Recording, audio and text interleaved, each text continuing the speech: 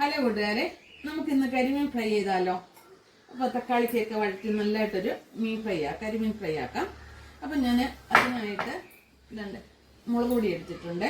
എന്നിട്ട് ഗ്ലേസിനകത്തിട്ട് ഇടുവാണ്. പിന്നെ ലേശം മഞ്ഞൾപ്പൊടി, ഞാൻ ശകലം പെരുന്നീരപ്പൊടി ഇട്ടിട്ടുണ്ട്. പിന്നെ കുരുമുളക് പൊടി, ഇത് ഉലുവാപ്പൊടി, പിന്നെ ഇത് ഇഞ്ചിയും വെളുത്തുള്ളി കൂടെ ചതച്ചത്. പിന്നെ ഇതൊരു നാരങ്ങയുടെ നീരുണ്ട്, അതുകൂടെ അതിനകത്തിട്ട് ഇടുവാണ്. ആവശ്യമായ ഉപ്പ്,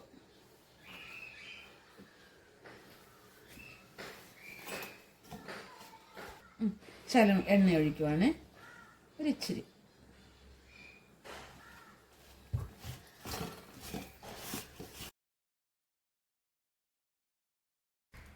എല്ലാവരും എടുക്കുന്നില്ല, കരിമീൻ ഫ്രൈ ആയാലും കരിമീൻ പൊള്ളിക്കുന്നവരും എല്ലാവരും എടുക്കുന്നതാണ്.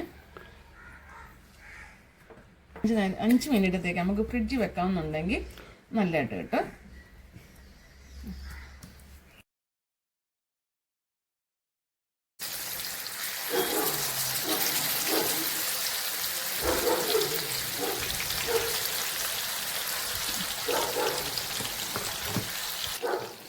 ചെറുതീ കിടന്ന് ഇതൊന്ന് മൂത്ത് വരട്ടെ. ഞാൻ കുറച്ചായിരുന്നു. ആദ്യം ഒന്ന് നല്ല തീയിലിട്ട് പിന്നെ ഒന്ന് ചെറുതീയില്ല.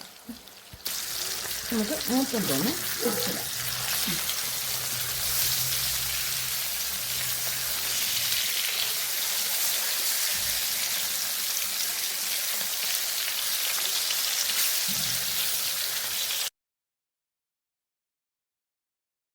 വാഴയില ഇല്ലെങ്കിലും നമുക്കൊന്ന് പൊള്ളിച്ചെടുക്കാവുന്നേ.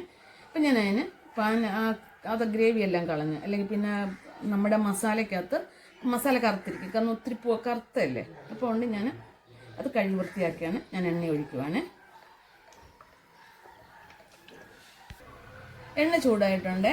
ഞാൻ ഒരു ചെറിയ 2 സവാള ഉള്ളിയാണ് എടുത്തേക്കുന്നത്. അതിൻ്റെ കൂടെ ഒരു പച്ചമുളക് കൂടെ അരിഞ്ഞിട്ടുണ്ട്.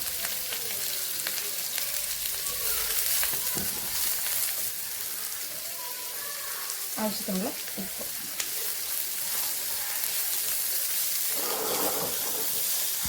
ഇത് ഇഞ്ചിയും വെളുത്തുള്ളിയും കൂടെ ചതച്ചതാണ്. പിന്നെ ഇവിടെ ഒരു ലേശം പെരുന്നീരപ്പൊടി ചേർക്കുന്നുണ്ട്, ഒരു ലേശം. ഇച്ചിരി വേണ്ട, ഇച്ചിരി മതി. നല്ല ടേസ്റ്റാണ് കേട്ടോ നമ്മൾ ഇങ്ങനെയൊക്കെ ചേർത്തെടുക്കുന്നത്. ഞാൻ 2 തക്കാളി കിലോട്ടുണ്ട്.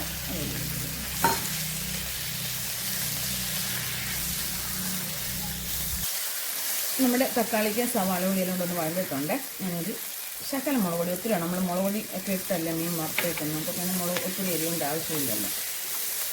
പിന്നെ അതുപോലെ തന്നെ ശകലം കുരുമുളക് പൊടി ഇത്ര ഇടുന്നുള്ള, വേറൊന്നും ഇടുന്നില്ല. ഞങ്ങൾ അയിലയൊക്കെയാണ് ഇങ്ങനെ ചെയ്യുന്നത്.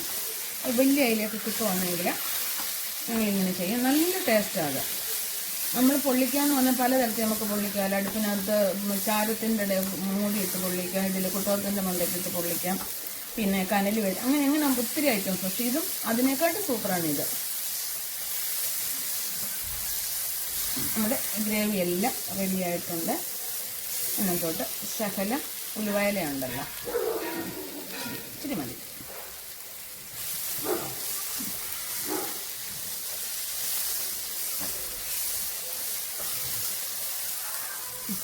കുറച്ചാണ്, കുറച്ചിങ്ങി കൂടി വെക്കട്ടെ.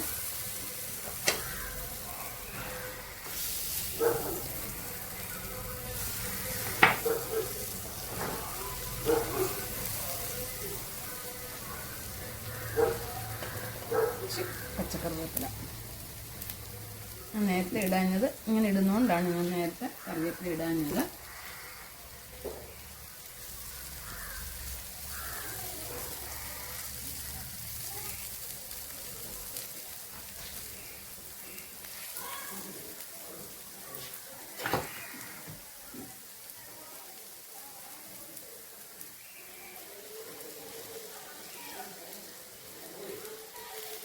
ഇനി നമ്മൾ വറുത്തെടുത്ത മീനുണ്ടല്ലോ, അത് ഇതിനകത്തോട്ടിട്ട് ബാക്കി സവാളയുള്ള കൂടെ മണ്ടയ്ക്ക് കൂട്ടിയാണ് ഇടുവാണേ. ഇത് കുറവാണ്.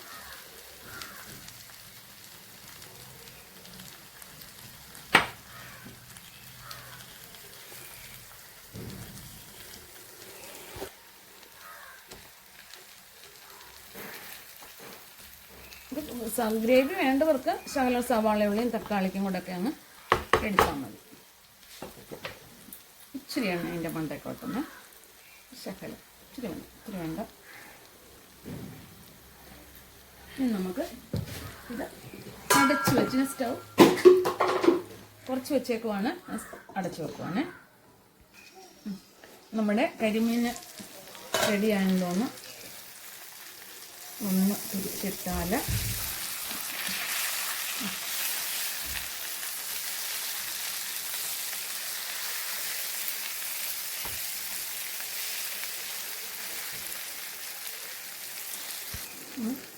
തിരിച്ചിട്ട് ഒന്നും കൂടെ ഒന്ന് ആവി കയറിക്കോട്ടെ.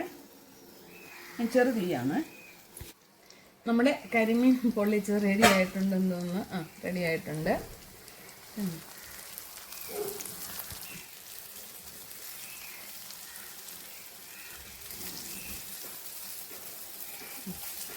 നല്ലവർക്ക് മൂത്തും കിട്ടിയിട്ടുണ്ട്.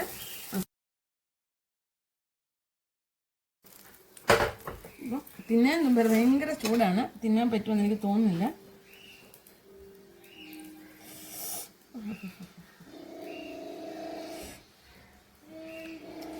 സൂപ്പറാണ് കേട്ടോ. അപ്പം നിങ്ങൾക്ക് ഈ വീഡിയോ ഇഷ്ടപ്പെട്ടാലേ ലൈക്ക് ചെയ്യാനും ഫോളോ ചെയ്യാനും ഷെയർ ചെയ്യാനും കമൻറ്റ് പാസ്സാക്കാനും മറക്കരുത്.